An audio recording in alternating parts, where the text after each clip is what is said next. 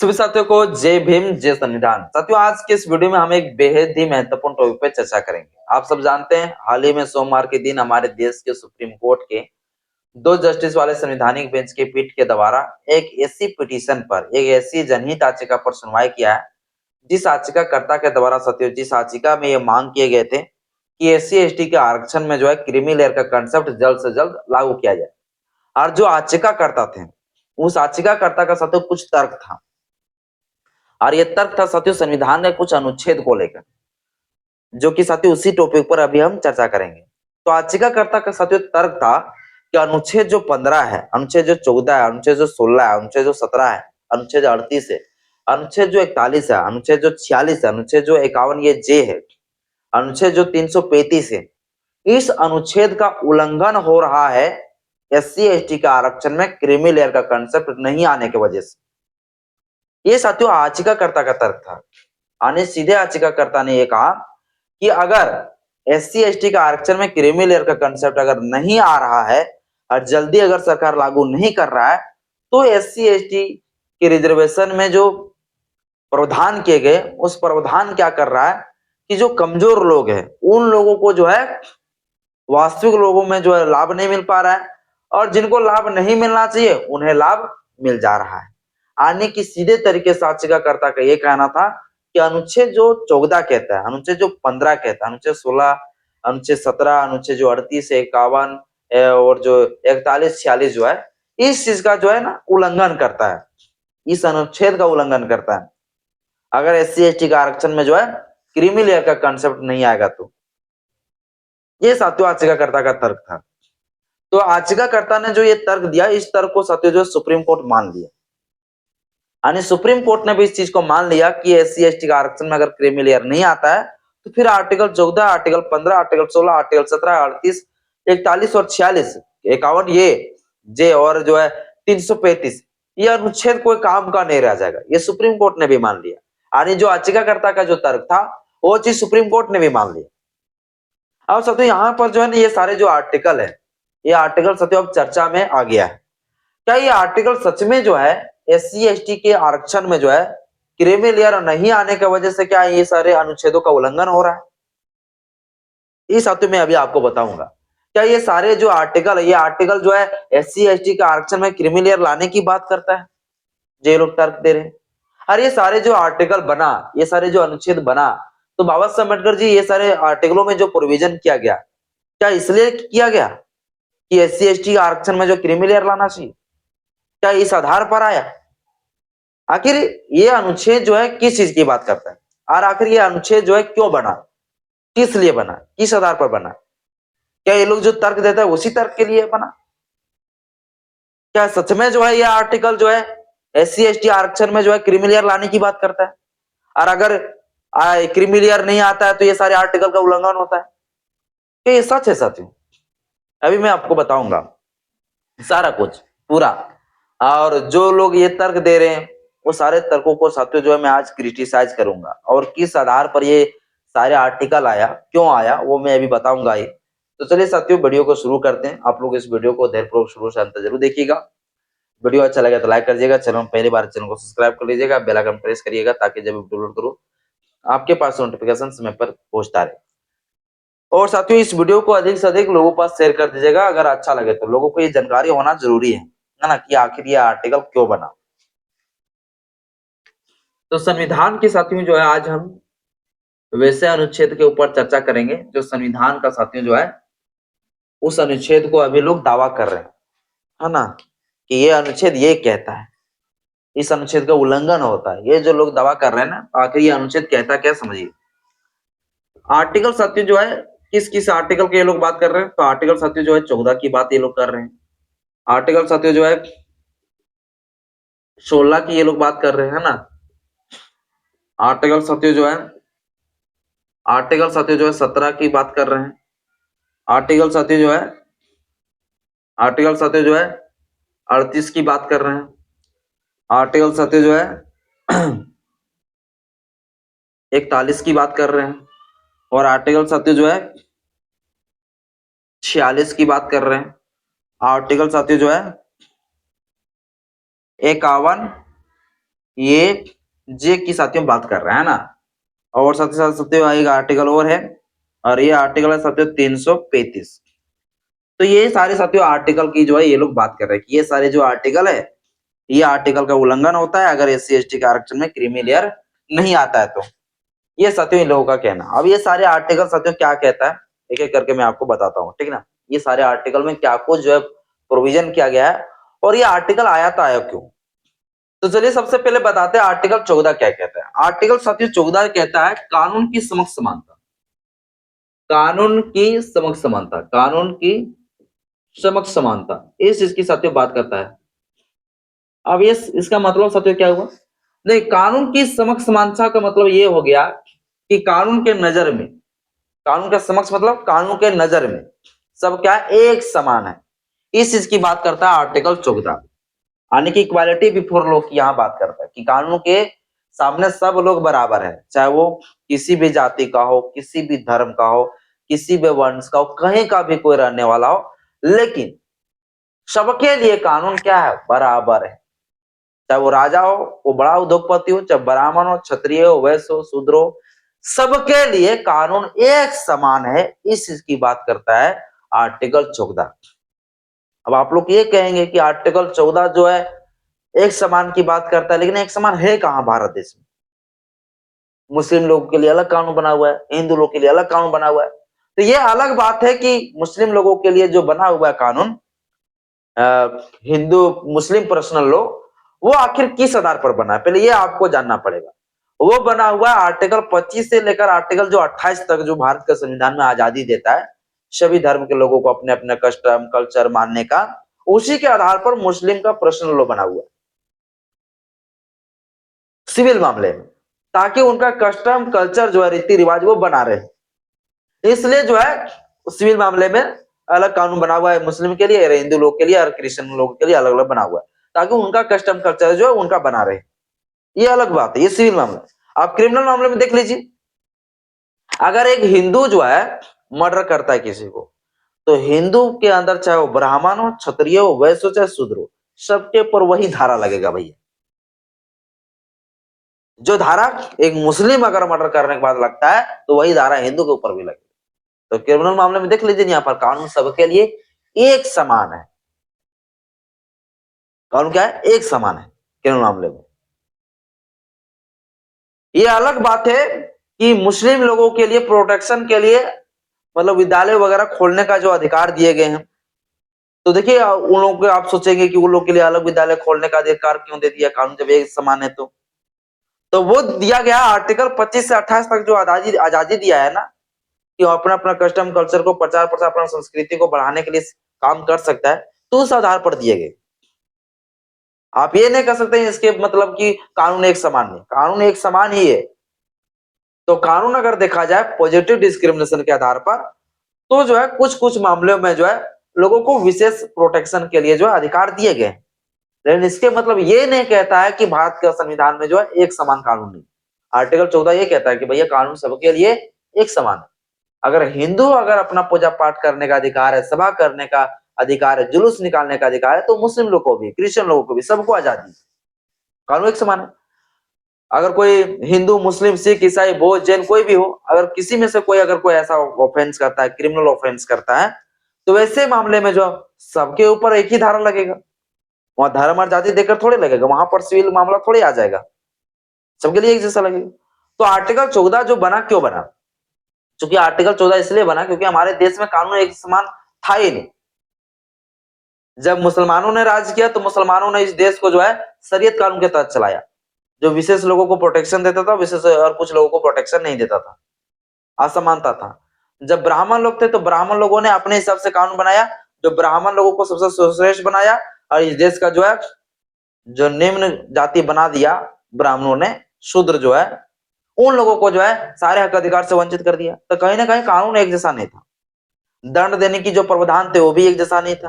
ब्राह्मणों को कोई दंड नहीं दिया जाता था, लेकिन शूद्रों को देख लीजिए, उनका जिह्वा तक काट लिए जाते थे।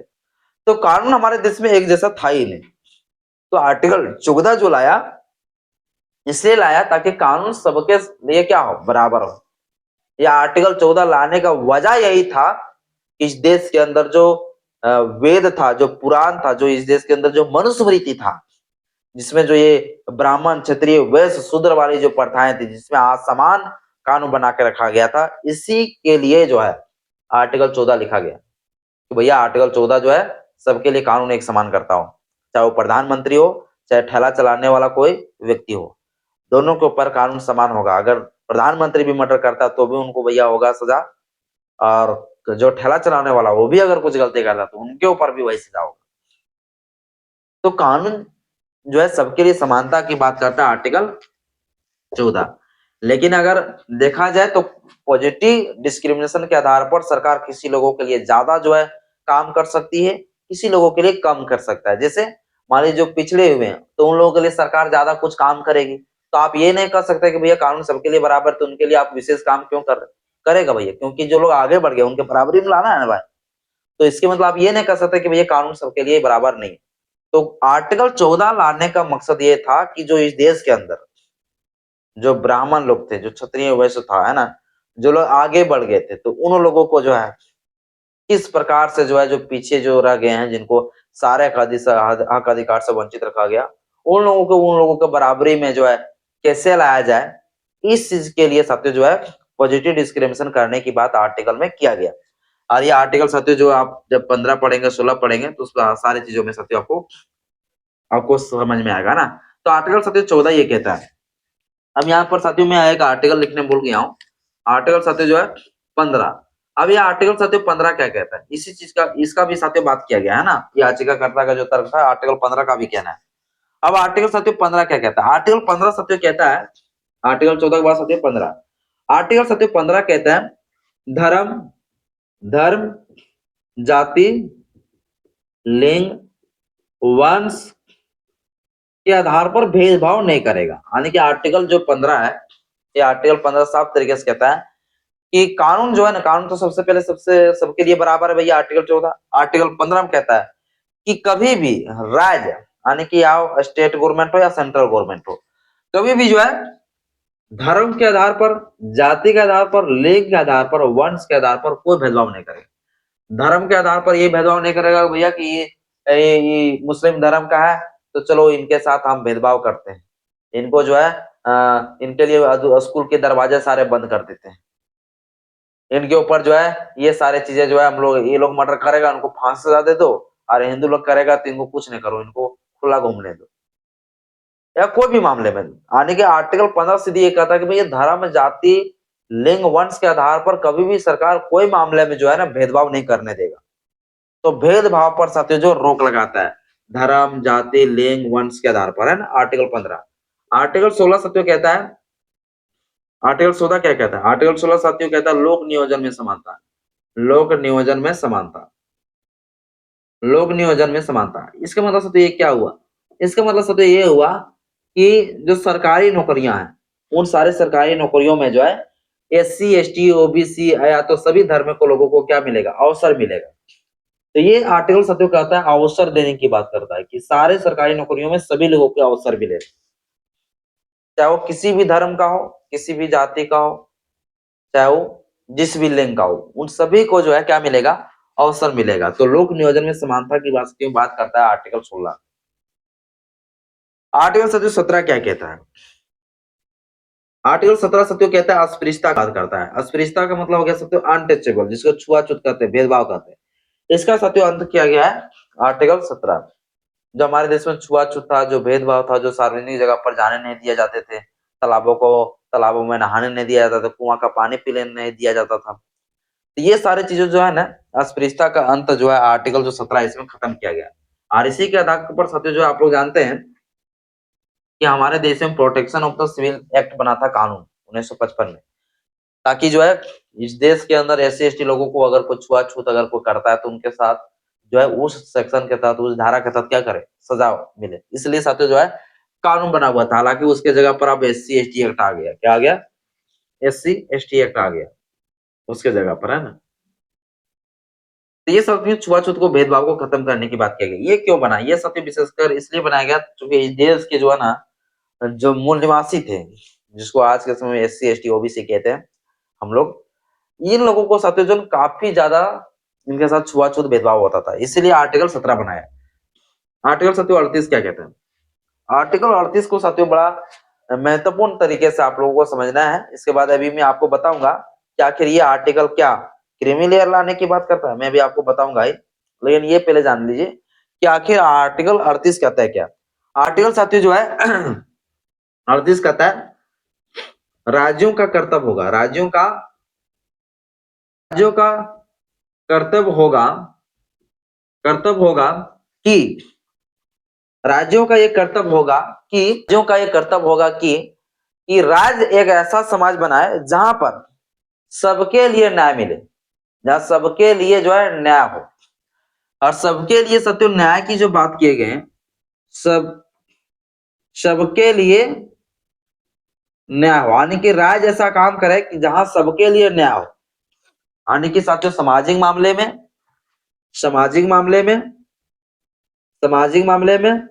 आर्थिक मामले में और साथियों राजनीतिक मामले में, ये साथियों जो है इस चीज की बात करता है। राजनीतिक मामले में यानी कि राज्य ऐसा कोई कार्य करे जो कार्य सामाजिक मामले में, आर्थिक मामले में, राजनीतिक मामले में सबके लिए न्याय क्या हो, एक समान हो। न्याय क्या हो, एक समान हो। न्याय एक समान हो, इस चीज की साथियों जो है बात करता है आर्टिकल 38। यानी आर्टिकल 38 ये कहता है कि भैया सेंट्रल गवर्नमेंट या स्टेट गवर्नमेंट ऐसा कोई काम करेगा जो काम सभी समुदाय के लोगों के लिए जो है क्या हो, सामाजिक मामले में, आर्थिक मामले में और राजनीतिक मामले में जो है न्याय एक जैसा हो। इस चीज की साथियों जो है आर्टिकल 38 में कहता है। आर्टिकल साथियों जब 41 आप पढ़ेंगे तो आर्टिकल 41 में साथियों कहा गया काम और सहायता का अधिकार। 41 है, आर्टिकल 41 में साथियों कहता है काम और सहायता पाने का अधिकार, सहायता पाने का अधिकार इस देश के सभी नागरिकों को साथियों पाने का अधिकार। यानी इस देश के सभी नागरिकों को साथियों क्या है, सरकार से क्या सहायता पाने का अधिकार है और काम पाने का अधिकार है। ये साथियों जो है आर्टिकल साथियों कितना कहता है, 41। यानी इस देश के जो सरकार है, चाहे वो सेंट्रल गवर्नमेंट हो या जो है राज्य सरकार हो, ये सारे लोग कुछ ऐसी जो है योजना लाएगी जिससे जो है हमारे देश के नागरिकों का बेरोजगारी खत्म होगा, ऐसा काम लाएगा। और अगर कुछ लोग कमजोर है, जो लोग काम वो नहीं कर सकता है, तो उन लोगों के लिए सरकार क्या करेगी, उन लोगों के लिए सरकार जो है कुछ पैसा देगी ताकि उनका जीवन चल सके। उसका जो वर्ग हो गया, जैसे कुछ दिव्यांग हो गए है ना, जो वृद्धा हो गए, तो उन लोगों के लिए क्या करेगी सरकार, कुछ सहायता करेगी। और जो लोग काम करने लायक है उनके लिए सरकार क्या करेगी, रोजगार देने की काम करेगा। अब आर्टिकल साथियों जब 46 पढ़ेंगे तो आर्टिकल 46 में साथियों कहा गया है कमजोर वर्गों की सुरक्षा। कमजोर वर्गों की सुरक्षा की साथियों बात किया गया है आर्टिकल जो है, आर्टिकल साथियों 46 में कमजोर वर्गों की सुरक्षा, कमजोर वर्गों की सुरक्षा की साथियों बात किया गया है। जिसमें साथियों इसमें आर्टिकल में ये कहा गया है, इसमें साथियों ये कहा गया है कि जो एससी एसटी है, जो एससी एसटी इन लोगों के लिए सरकार क्या करेगी, काम करेगी। एससी एसटी लोगों के लिए शिक्षा में बढ़ावा देने के लिए, उनकी सारे हितों की रक्षा करने के लिए, या तो कोई अगर उनके पास अन्यायपूर्ण उनके साथ कोई कार्य हो रहा है तो उस चीजों को रोकने के लिए काम करेगी सरकार। तो क्या कर रहा है, शिक्षा पर ही, अगर शिक्षा जो है एससी एसटी को उचित मामले में नहीं मिल रहा है तो सरकार जो उनको शिक्षा देने के लिए काम कर सकती है। शिक्षा कैसे जो है एससी एसटी लोगों के बीच में पहुंचेगा, इनके लिए जागरूकता चला सकता है। जागरूकता से तो किस प्रकार से देख ले, आप लोग पहले भी चलाए जाते थे, आधी रोटी खाएंगे फिर भी स्कूल जाएंगे, ये सारी चीजें जागरूकता जो है चलाए जाते थे पहले, है ना। तो ये सारी चीजें सत्य जो है जो पहले निकाला जाता था प्रभात फेरी, प्रभात फेरी में सत्य क्या था, इसका उद्देश्य था भैया सभी लोगों को जो है शिक्षित करना है, एससी एसटी लोग जो पढ़ नहीं पा रहे हैं उनको शिक्षित करना है। तो सरकार को सत्य ये काम दिया गया कि जो कमजोर वर्ग है, जो एससी एसटी है, उन लोगों को जो है सुरक्षा देना है, चाहे शिक्षा के मामले में हो या सत्य कोई भी प्रकार के मामले में, उन सभी जगहों पर जो है उन लोगों को क्या देना है, न्याय करना उन लोगों के लिए। एससी एसटी के साथ अगर कोई शोषण भी हो तो शोषण का भी साथियों जो है खत्म करने का काम करेंगी सरकार। ये साथियों जो आर्टिकल 46 कहता है।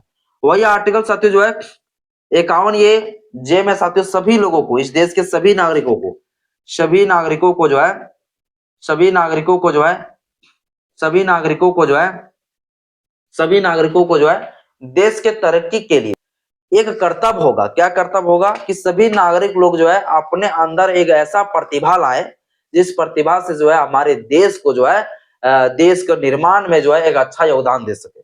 इस चीज की साथियों बात किया गया आर्टिकल साथियों जो है 51 ये जे। इसके बाद साथियों जो आर्टिकल आप पढ़ेंगे 335, तो आर्टिकल 335 में साथियों कहा गया कि योग्यता और आरक्षण का संतुलन, यानी कि सरकार, यानी इसमें साथियों सीधे से ये कहा गया कि सरकार अगर एससी एसटी के आरक्षण में कुछ अगर कम ज्यादा आरक्षण अगर करना चाहता है तो ये सारी चीजें जो सरकार के हाथ में ही कर सकते हैं। ये साथियों जो है आर्टिकल 335 कहता है। अब मैं आपको साथियों बता देना चाहता हूं कि ये तो क्या साथियों ये सारे आर्टिकल का अर्थ यही कि इस देश में एससी एसटी के आरक्षण में क्रीमी लेयर लाना चाहिए? क्या ये सारा आर्टिकल यही कहता है? तो बिल्कुल भी साथियों नहीं। अगर आप ये सोच के देखिए ये कानून आखिर क्यों बना होगा, ये सारे जो आर्टिकल क्यों ये सारी चीजें लिखा गया कि सभी के बीच में कानून एक जैसा होनी चाहिए, सभी को जो है जो पीछे रह गए उनको आगे लाने के लिए सरकार काम करनी चाहिए, ये सारे क्यों लिखा? इसलिए लिखा ना भैया क्योंकि हमारे देश के अंदर कुछ लोगों को जो है सब कुछ अधिकार था और कुछ लोगों को कुछ भी अधिकार नहीं था। तो उन लोगों को आगे कैसे लाया जाए, उन लोगों का भला कैसे, उन लोगों को शिक्षा में अवसर कैसे मिला, नौकरियों में कैसे प्रतिनिधित्व मिले, ये सारे चीजों को जो है बराबर में लाने के लिए ये सारे आर्टिकल लिखा गया। क्योंकि हमारे देश के अंदर तो एक जैसा था ही नहीं, नियम कानून रूल नहीं था। तो जब हमारे देश में जो है रूल ऑफ लॉ आया, जब कानून का राज आया, तो कहा भैया कि सभी लोगों के लिए कानून एक जैसा होने चाहिए और जो पीछे रह गए उन लोगों को आगे लाने के लिए काम करने चाहिए।